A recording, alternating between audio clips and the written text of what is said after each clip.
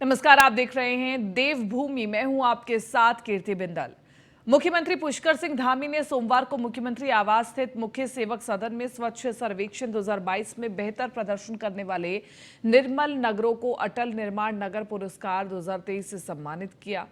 और इस अवसर पर प्रदेश के 9 निकायों को अटल निर्मल पुरस्कार और राष्ट्रीय स्तर पर पुरस्कृत 5 निकायों को स्वच्छ गौतम सम्मान प्रदान किया गया। मुख्यमंत्री ने कार्यक्रम के दौरान दून कैंट के स्वच्छता चौपाल का भी लोगो जारी किया है। मुख्यमंत्री ने अटल निर्मल नगर पुस्तक के लिए चयनित नगर निगम नगरपालिका के प्रतिनिधियों, अधिकारियों और कर्मचारियों को बधाई देते हुए कहा कि स्वच्छता सर्वेक्षण 2022 में बेहतर प्रदर्शन कर रहे इन निकायों ने राष्ट्रीय स्तर पर सम्मान पाकर हमारे प्रदेश का नाम रोशन किया है। स्वच्छता सर्वेक्षण 2022 में बेहतर प्रदर्शन के आधार पर वर्ष 2022 से 23 के लिए 9 निकायों का चयन होगा। उत्तराखंड के लिए गौरव की बात है कि मुख्यमंत्री ने कहा कि निकाय प्रदेश का दर्पण है।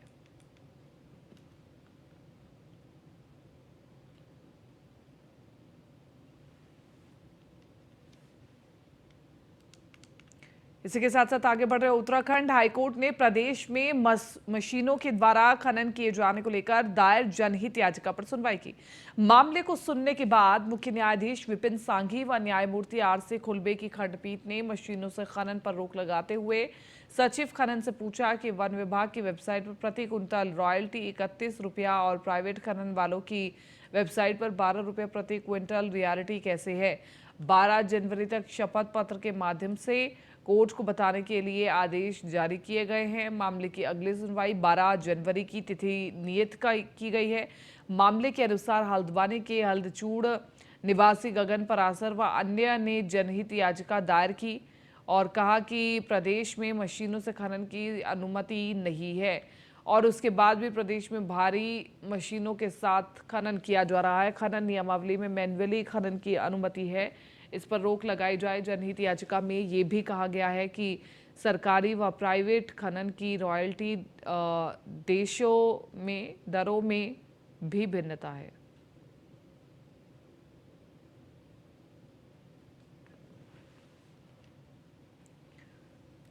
लघु सिंचाई विभाग उत्तराखंड में जीरो टॉलरेंस का मजाक बना रहे हैं और गबन के आरोपी एईजीडी सिंह पर अब तक नहीं हुई सस्पेंशन की कोई भी कार्रवाई। जीडी सिंह को चार्जशीट देने के बाद शासन के अफसरों ने मामले को रफा दफा कर दिया। लघु सचिव ने खुद माना था जीडी सिंह पर लगे आरोप हैं बेहद गंभीर और सचिव हरिचंद सेमवाल ने 30 नवंबर के बाद कही थी कार्रवाई की बात। नैनीताल में तैनात जीडी सिंह पर बिना निर्माण के कई योजनाओं में गबन करने का मुख्य आरोप है और बागेश्वर और हल्द्वानी में बिना मूल निर्माण के लाखों हजम करने का आरोप है। शासन और विभागीय जांच में साबित हो चुके हैं एई पर लगे सभी आरोप और अभी तक उन्हें सस्पेंड नहीं किया गया है। शासन और विभागीय जांच में साबित हो चुके हैं एई के सबूत। लघु सचिवालय विभाग उत्तराखंड में जीरो टॉलरेंस का तरीका अपनाया जा रहा है। गबन के आरोपी एईजीडी सिंह पर अब तक कोई भी सस्पेंशन की कार्रवाई नहीं हुई है। जीडी सिंह को चार्जशीट देने के बाद शासन के अफसरों ने मामले में दबा लिया। लघु सिंचाई सचिव ने खुद माना था कि जीडी सिंह पर लगे आरोप बेहद गंभीर है, लेकिन आखिरकार कौन है जो जीडी सिंह पर मेहरबानी कर रहा है और हर बार जीडी सिंह बच जाता है। गबन के आरोपी अधिशासी अभियंता पर कार्रवाई कब? लघु सिंचाई विभाग उत्तराखंड में जीरो टॉलरेंस का मजाक बन रहा है और बने भी क्यों ना, क्योंकि गबन के आरोपी एईजीडी सिंह पर अब तक कोई भी सस्पेंशन की कार्रवाई नहीं हुई है। इसके अलावा जीडी सिंह को चार्जशीट देने के बाद शासन के अफसरों ने मामले को दबा दिया। तो आप देखिए कि कैसे कोई मामला उठता जरूर है लेकिन दब भी जाता है।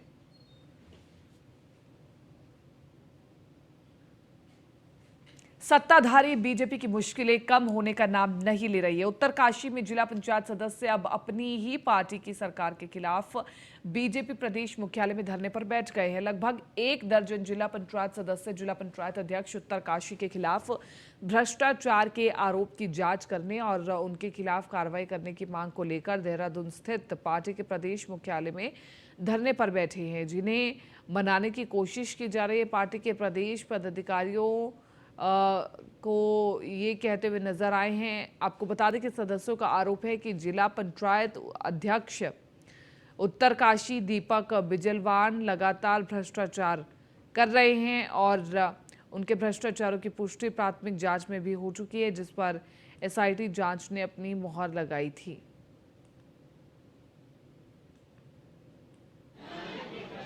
आई गई हैं, कहीं पे भी किसी भी प्रकार की अगर लगता है कि भाई जांच बिल्कुल, अगर जांच में कहीं ना कहीं कोई अगर संदेह भी आता है तो उसको अगर दोबारा जांच के लिए भेजा गया है तो निश्चित रूप से उसमें कार्रवाई होगी।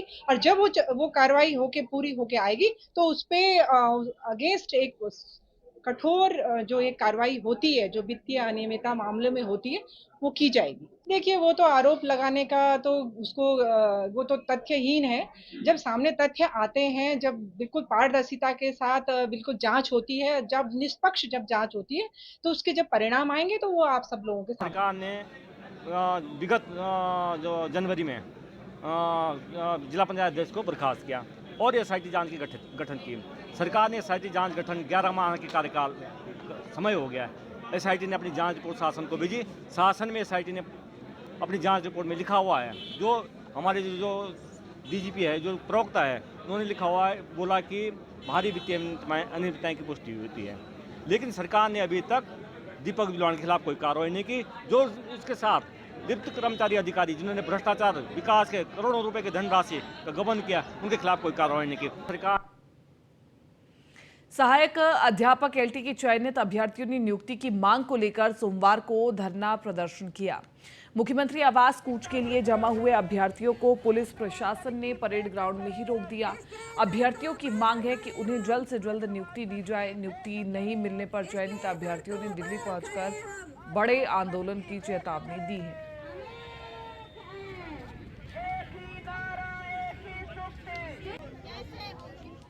तब से लेके अभी तक हम लोग कभी आवास, कभी सीएम धामी उनके वहाँ उनके आवास पे जा रहे हैं, कभी हम लोग यहाँ आयोग के चक्कर काट रहे हैं, कभी एक विधायक कभी दूसरे विधायक के वहाँ। हम लोग बहुत ज़्यादा परेशान हो चुके हैं। मैं खुद दिल्ली से आई हूँ और हमने दिल्ली से अपने छोटे बच्चों को छोड़ के, अपने इन-लॉज को बूढ़े हैं उनको छोड़ के मैं यहाँ आना पड़ता है। बार बार रैली होती है, लेकिन लास्ट में हमें क्या मिलता है यहाँ पे? सिर्फ झूठे आश्वासन मिले, उसके अलावा और कुछ भी नहीं मिला। अभी भी हमें लास्ट टाइम जब मरतोले जी के वहाँ आयोग में गए थे, तब उन्होंने बोला था 15 नवंबर लास्ट डेट है, उसके बाद ये दिसंबर तक नहीं जाएगी। फिर उन्होंने 30 नवंबर 30 बोला, उसके बाद दिसंबर पे आए और दिसंबर आज 19 तारीख हो चुकी है। रणनीति तो यही है कि हम रोड पे ही आ सकते हैं, सरकार के खिलाफ वो धरना कर सकते हैं। अगर इतना नहीं होगा तो हम दिल्ली जाके धरना करेंगे। प्रधानमंत्री को बोलेंगे कि आपने हमें यही बताया था कि यहाँ डबल इंजन की सरकार है, बिल्कुल डबल रफ्तार से आपकी जो ये है यहाँ की नीतियाँ बनेंगी। पहाड़ की जवानी या पहाड़ का जो जवान है वो पहाड़ के ही काम आएगा। आप पहाड़ में ही आपके लिए रोजगार की व्यवस्थाएँ होंगी, सब चीज़ होगा। पर मुझे तो लग रहा है सर कि अभी भी अगर देखते हैं कि हम बोलते हैं युवा मुख्यमंत्री है, सब चीज़ है, ऊपर से माननीय प्रधानमंत्री जी भी बोलते हैं कि हमने आपको डबल इंजन की सरकार दे रखी है, पर मुझे तो ऐसा लग रहा है कि यहाँ पे बिना इंजन की सरकार है और हजारों ब्रेक वाली गाड़ी चल रही है। उत्तराखंड अधीनस्थ सेवा चयन आयोग में 4 भर्तियाँ, सहायक अध्यापक एलटी, पुलिस रैंकर, स्टेनो और कनिष्ठ सहायक पिछले 2 सालों से लटकी हुई है और 2500 अभ्यर्थी अपनी नियुक्ति का इंतजार कर रहे हैं। आयोग और सरकार हमको फुटबॉल बनाकर रख दिया है। इसको लेकर के आज हम मुख्यमंत्री आवास कूच करने वाले थे, लेकिन पुलिस प्रशासन द्वारा हमको रोक दिया गया। कल हमें आयोग घेराव की रणनीति है। आयोग घेराव करके हम लोग जो है माननीय अध्यक्ष साहब से स्पष्टीकरण लेंगे, आखिर हमें नियुक्ति कब मिलेगी निर्विवादित होने के बावजूद। और परसों हम लोग जो है दिल्ली कूच का हमारा योजना है, जिसमें हमारी बात जो है केंद्रीय मंत्रियों से चल रही है। पिछले मतलब ये 1 साल की बात नहीं है, ये क्लास फर्स्ट से लेके हमने MSc, BEd, MA, मतलब ये हमारे 16 से 18 सालों की मेहनत है और ये मेहनत हम ऐसे बर्बाद होते हुए देख रहे हैं। छोटे छोटे बच्चों को लेके साथ में आ रहे हैं। मेरे हस्बैंड के पैर में चोट आई है, मुझे घर में उनकी केयर करनी चाहिए थी और मैं यहाँ पे रैली में खड़ी हूँ। पिथौरागढ़ से यहाँ तक आना कितना मुश्किल होता है। हाल ही में सुर्खियों में आए विधानसभा भर्ती घोटाले में 228 पदों को निरस्त कर दिया गया था, जिसके बाद नौकरी से निकाले गए कर्मचारी आज विधानसभा के बाहर धरना देते नजर आए। कर्मचारियों की मांग है कि या तो उन्हें वापस नियुक्त किया जाए, वरना उन सभी भर्तियों को भी निरस्त किया जाए जो 2016 में पहले हुई हैं। निकाले गए कर्मचारियों ने विधानसभा अध्यक्ष पर आरोप लगाते हुए कहा कि अपने पिता भुवन चंद्र खंडूरी के वक्त हुई मुसीबतों के लिए स्पीकर ने 2016 के बाद की भर्तियों को निरस्त किया था।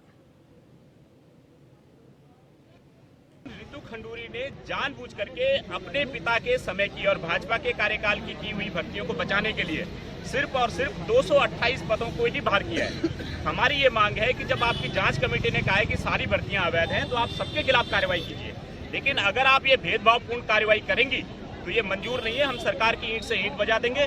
और दूसरी बात है कि जिन लोगों ने भर्तियां की हैं, जब कुंजवाल कह चुके हैं कि हमारे खिलाफ कार्रवाई करो, यशपाल आर्य कह चुके हैं कि मेरे कार्यकाल की भी जांच करो, तो आखिर रितु खंडूरी किनके कार्यकाल की भर्तियों को बचा रही हैं?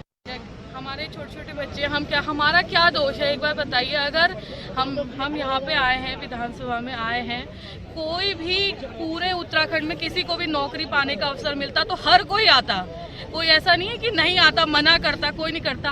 अगर हम अवैध हैं, हम तदर्थ नियुक्ति अवैध हैं, तो ये 2016 से जो अवैध भर्तियां हैं ये कैसे वैध है? हमारी बात तो ये समझ में नहीं आ रही। अब मैडम ने इतना आधा अधूरा न्याय क्यों किया?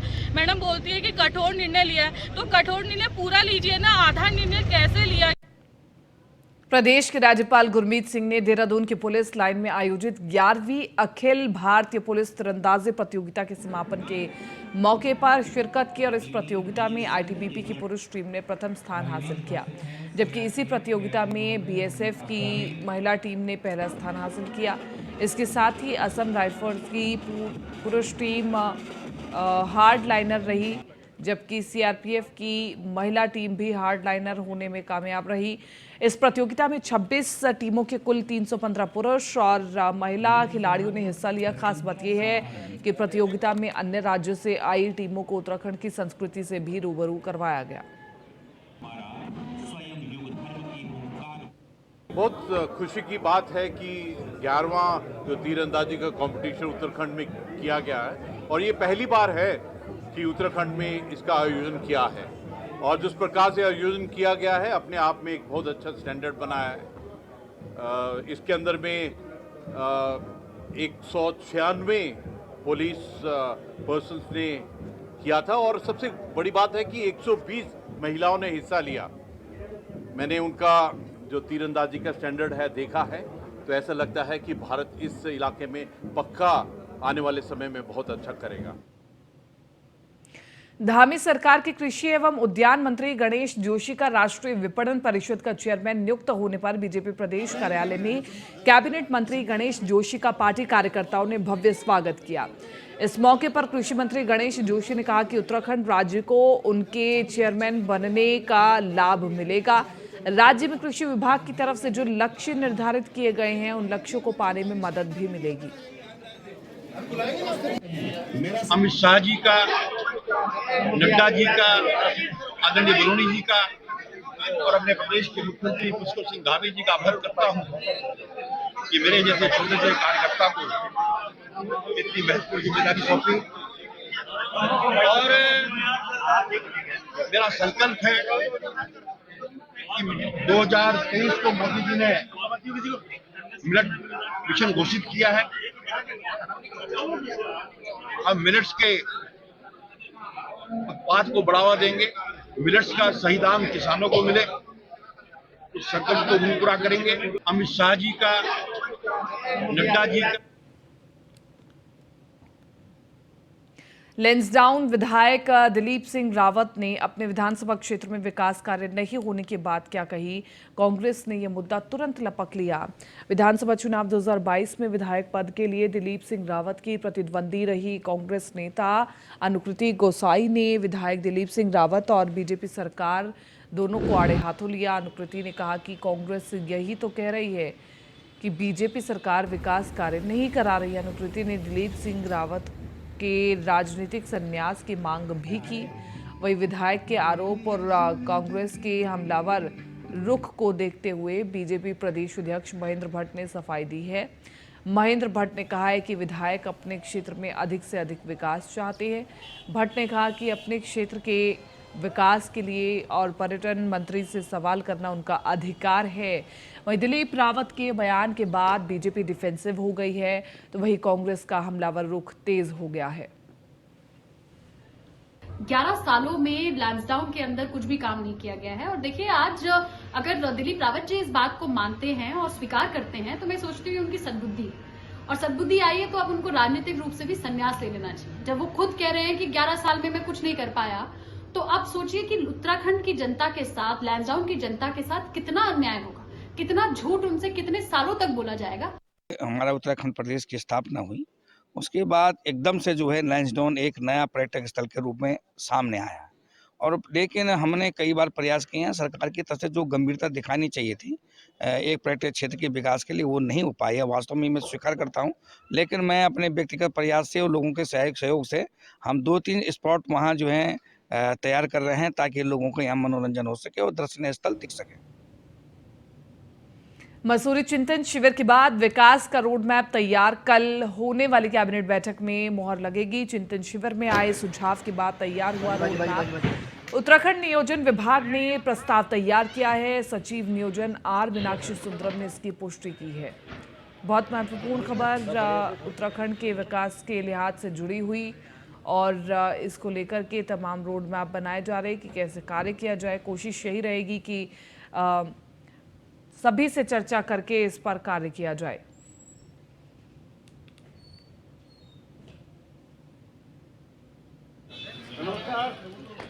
तो उत्तराखंड नियोजन विभाग ने प्रस्ताव तैयार किया है। सचिव नियोजन आर मीनाक्षी ने इसकी सुंदरम की है। और इसी के साथ साथ चिंतन शिविर में आए सुझाव के बाद रोड मैप तैयार हुआ है। उत्तराखंड नियोजन विभाग ने प्रस्ताव तैयार किया है। मसूरी चिंतन शिविर के बाद विकास का रोड मैप तैयार किया जा रहा है और कल होने वाली कैबिनेट बैठक में इस पर मुहर भी लग जाएगी। तो बड़ी खबर हम आपको बता रहे हैं, चिंतन शिविर में आए सुझावों के बाद रोड मैप तैयार हुआ है। तो किसी भी योजना को लागू करने से पहले रोड मैप बनाना बहुत ज़रूरी।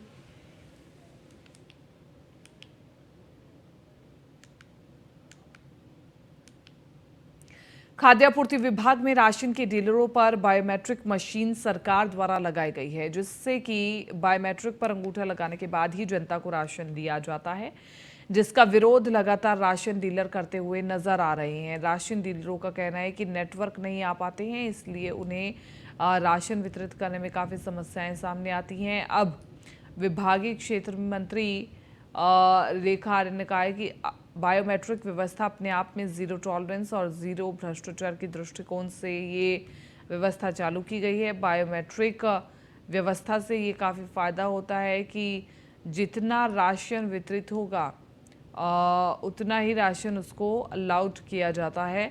और इस व्यवस्था में कई जनपदों ने अपनी अच्छी परफॉर्मेंस दिखाई है। बायोमेट्रिक व्यवस्था अपने आप में जीरो भ्रष्टाचार के दृष्टिकोण से यह व्यवस्था लागू की गई है। बायोमेट्रिक व्यवस्था के तहत में यह फायदा होता है कि जितना राशन उसको अलॉटेड होता है, पर्टिकुलर उतना ही राशन उसको अलॉट होता है, उसके थंब के साथ में अलॉट होता है, जो कि मैं समझती हूँ उसकी एक अपनी यूनिक आईडी होती है। इस व्यवस्था में कई अपने जनपद जो है उन्होंने अच्छी परफॉर्मेंस कर रखी है, लगभग 80% तक में भी, 75% तक में भी पूर्ण हुआ है। पहाड़ी जनपदों में अभी संपूर्णता नहीं आ पाई है, उस ओर हम लोग बढ़ेंगे।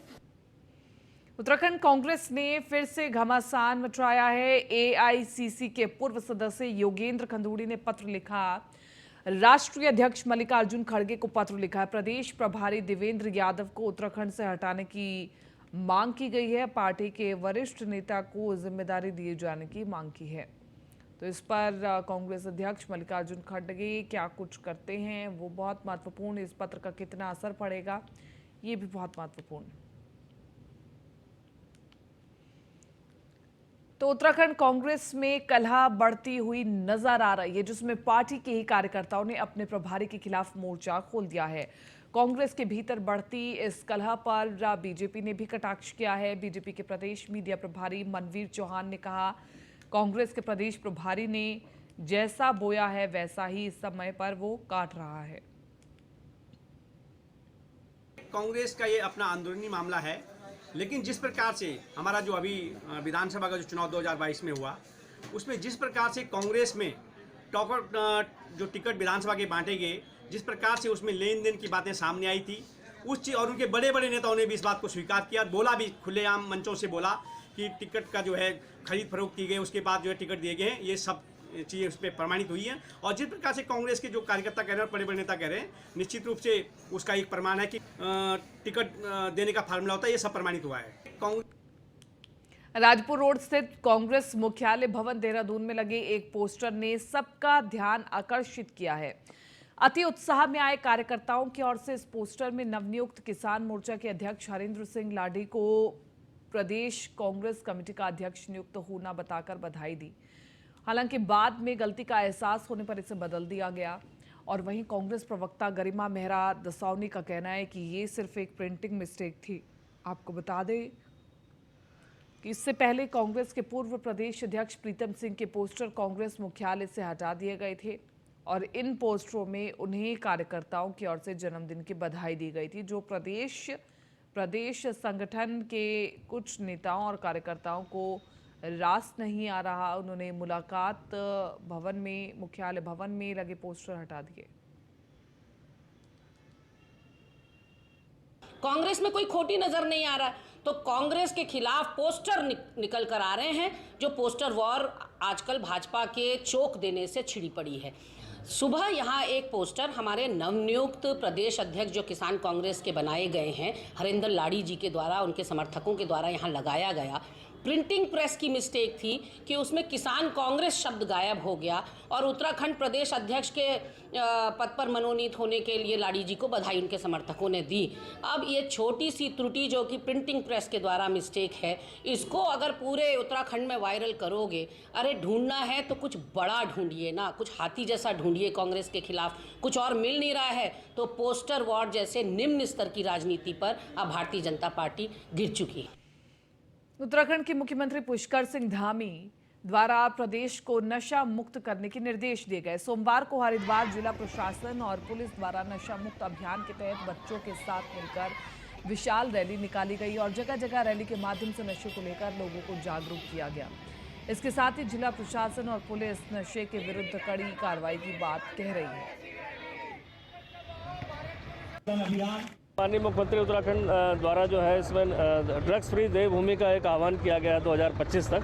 इसी के तहत ये जिला प्रशासन पुलिस की संयुक्त रूप से एक जागरूकता रैली है जो बच्चों को इन्वॉल्व किया गया है। साथ ही अन्य क्षेत्रों में भी इसको इसी तरह जागरूकता की जाएगी जिससे कि बच्चों में नशे की प्रवृत्ति के संबंध में पता चले, दुष्प्रभाव के बारे में, साथ ही साथ जनता भी इसमें जागरूक हो। देखिए, जो नशे की प्रवृत्ति है वो एक दिन का काम नहीं कि उसको एक दिन या 10 दिन में इसको खत्म किया जा सके। एक कंटिन्यूस अभियान के रूप में इसको शुरू किया गया है।